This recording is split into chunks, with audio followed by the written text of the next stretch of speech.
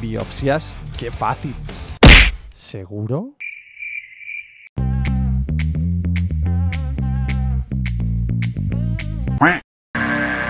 En el capítulo de hoy vamos a aprender cómo tomar biopsias de esófago y los 5 supuestos en los que tienes que tomar estas biopsias. Lo primero que tienes que saber es cómo tomar estas biopsias. Bien, pues tienes que saber que la vas a tomar con este instrumento, que es la pinza de biopsia, o también llamado forceps, y tienes que conocer fundamentalmente sus medidas. Cerrada en torno a 2,2, 2,4 milímetros y abierta en torno a 4 o 5 milímetros. ¿Por qué es importante que conozcas las medidas de la pinza de biopsia? Pues porque la vas a utilizar como referencia a la hora de medir las lesiones dentro del tracto digestivo. Cerrada 2,2, 2,4, abierta 4 o 5 milímetros. Acuérdate. Bien, lo siguiente que tienes que saber es cómo tomar estas biopsias de esófago, porque no es nada fácil, ya que tú vas a trabajar en el mismo ángulo que el esófago, y entonces al trabajar de esa manera necesitas una técnica especial para coger biopsias, porque si no, tus muestras al patólogo prácticamente no le van a valer. Y entonces, ¿cómo podemos hacer esto? Bien, pues te lo voy a decir en un caso real. Vamos a ir explicándolo paso por paso. Lo primero que tienes que saber es la zona que vas a biopsiar. En este caso, por ejemplo, vamos a biopsiar esta zona.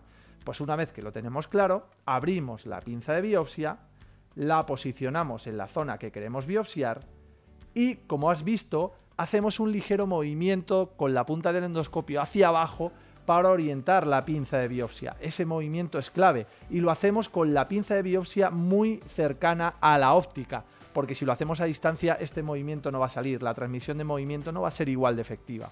Así que ya sabes, te pegas bien la pinza de biopsia a la óptica, bajas un poquito la punta, la abres, en este caso abres la pinza y capturas el tejido que quieres biopsiar. Una vez que lo tienes entre las dos palas de la pinza, aspiras ligeramente y cierras la pinza, como ves ahí, y tomas la biopsia. Vamos a repetirlo. Abrimos, localizamos la zona, posicionamos bien las palas, aspiramos, bajamos un poquito la óptica, cerramos, presionamos y tomamos la biopsia. A continuación vamos a hablar de los 5 supuestos en los que tienes que tomar biopsias en el esófago. El primero de ellos es la esofagitis eosinofílica, y aquí te la voy a compartir en pantalla en un caso real. En la esofagitis eosinofílica vas a tener que tomar biopsias en 2 territorios principalmente, en tercio distal y en tercio proximal. 2 a 4 biopsias por tramo, es decir, 2 a 4 biopsias en tercio distal y 2 a 4 biopsias en tercio proximal, separadas en 2 frascos diferentes, para que de esa manera el diagnóstico diferencial con la enfermedad por reflujo se haga de manera mucho más sencilla. La siguiente patología en la que vamos a tomar biopsias de esófago es en el esófago de Barrett, y aquí te voy a compartir un caso real. En el esófago de Barrett vamos a coger biopsias de la siguiente manera, mediante lo que se llama el protocolo de Seattle. ¿Y cómo es el protocolo de Seattle? Atiende y coge apuntes. El protocolo de Seattle es tomar una biopsia en cada cuadrante de los 4 cuadrantes de la circunferencia, cada 2 centímetros del esófago de Barrett. Esto es si el paciente no tiene displasia. Si el paciente tiene displasia, tomaremos biopsias cada centímetro. Si tiene antecedentes de displasia, quiero decir, tomaremos biopsias cada centímetro. Además, aparte de las biopsias, vamos a utilizar cromoendoscopia para ayudarnos a dirigir esas biopsias. Cromoendoscopia que la vamos a hacer con colorantes mediante ácido acético, pero que también la podemos hacer mediante software o cromoendoscopia virtual, como vas a ver a continuación en el vídeo. En este caso, esto es un paciente con un esófago de Barrett largo, que estamos realizando pues el seguimiento habitual y estamos intentando detectar un área sugestiva de displasia. Y para ello vamos a utilizar la cromoendoscopia virtual. En este caso estamos utilizando cromoendoscopia con el método FAIS de Fuji y vamos a buscar áreas irregulares en cuanto al patrón vascular y en cuanto al patrón epitelial, el patrón epitelial de metaplasia intestinal, que no me voy a entretener en explicarte, ya haremos otro vídeo de eso, porque simplemente quiero que sepas que para coger biopsia del esófago es muy importante también, en el caso del Barrett, guiarse de la cromoendoscopia, tanto por colorantes como cromoendoscopia virtual. El siguiente supuesto que tienes que conocer para tomar biopsias del esófago son las esofagitis infecciosas. Las esofagitis infecciosas típicamente las vamos a dividir en 2 grandes grupos. Por un lado las esofagitis víricas y por otro las esofagitis candidiásicas. Dentro de las esofagitis víricas pues te vas a encontrar 2 grandes cuadros clínicos. Por un lado las esofagitis por herpes y por otro lado las esofagitis por citomegalovirus.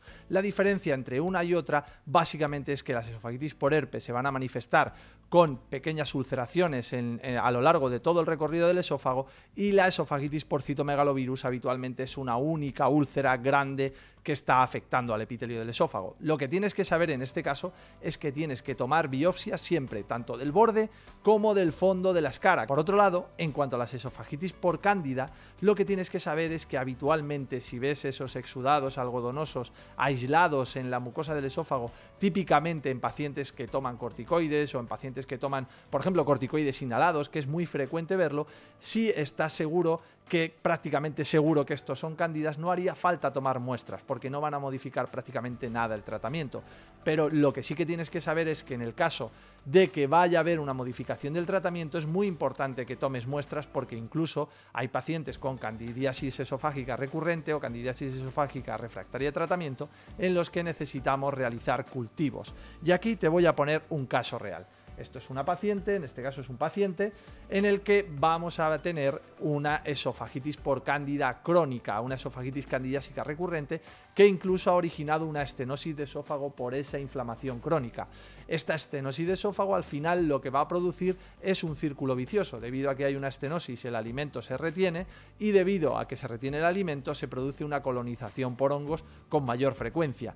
Y esta estenosis no se puede tratar hasta que no se solucione la inflamación producida por esta infección fúngica. El siguiente supuesto que debes conocer es cuando existe una estenosis no filiada. Aquí te voy a poner un caso real. Esto es un paciente con una estenosis posquirúrgica en esófago cervical, y como ves aquí es una estenosis infranqueable por el endoscopio y por los informes previos una estenosis de origen benigno. Bien, pues con el transcurso del cuadro clínico, posteriormente se tomaron biopsias dentro de esta estenosis y se vio que ya no era una estenosis benigna, sino que había vuelto a crecer cáncer en esta estenosis, en esta anastomosis posquirúrgica.